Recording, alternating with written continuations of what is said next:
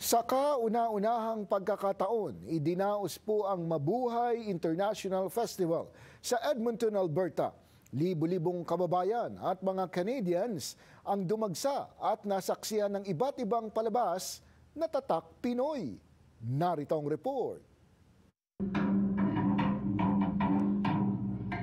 Napuno ng mga palabas at pagpapakita ng kulturang Pilipino ang unang taon ng Mabuhay International Festival sa Edmonton. Mahigit 100 negosyante ang sumali at inihain ang kanilang mga produkto at serbisyo.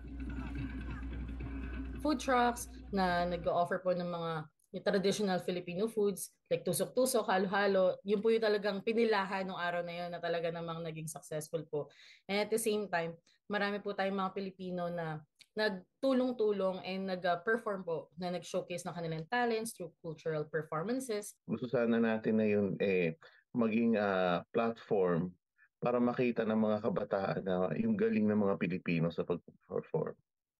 Para ma-encourage sila na after kasi po ng event, gusto natin magkaroon ng mga workshop on singing, playing instruments para mapapadami pa natin ang mga performing artists. Tinatayang umabot ng 2,500 ang dumalo sa loob lamang ng isang araw na festival na hindi lamang mga Pilipino kundi iba't ibang lahi.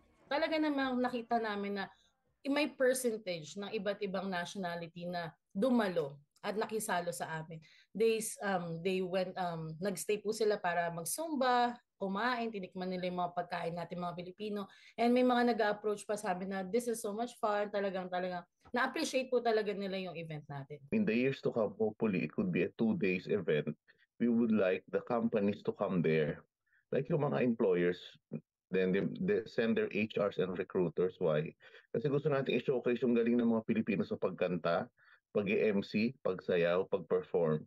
Para sa ganun, pag may mga Christmas party, product launching, barbecue, they would hire the Filipino because the Filipino is the complete package of an employee. Bagamat isa lamang ito sa marami pang mga Pinoy festival sa Alberta, pagkakataon daw ito na maipakita sa ibang nasyon kung anong mayroon ang mga Pilipino. Napakatagal na natin dito at napakarami natin. At marami tayong magagandang katangian na hinahangaan ng mga Canadians. So ipakita rin natin yung iba pa nating galing that we could offer more and we could do more to make Canada as a better place to live for everybody. 7 iba't ibang banda ang itinampok sa festival.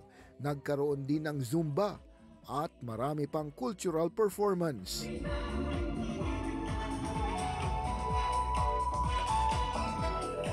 Gusto lang po sana namin iparamdam sa kanila na kahit malayo po sila sa Pilipinas, meron kayong kababayan na nandito in sa celebration of every Filipino events. Nandito kami para yakapin kayo, para i-welcome kayo and enjoy yung tradition natin, di ba po? Sa sobrang dami ng Pilipino at saya, nakalimutan daw nila na nasa ibang bansa sila.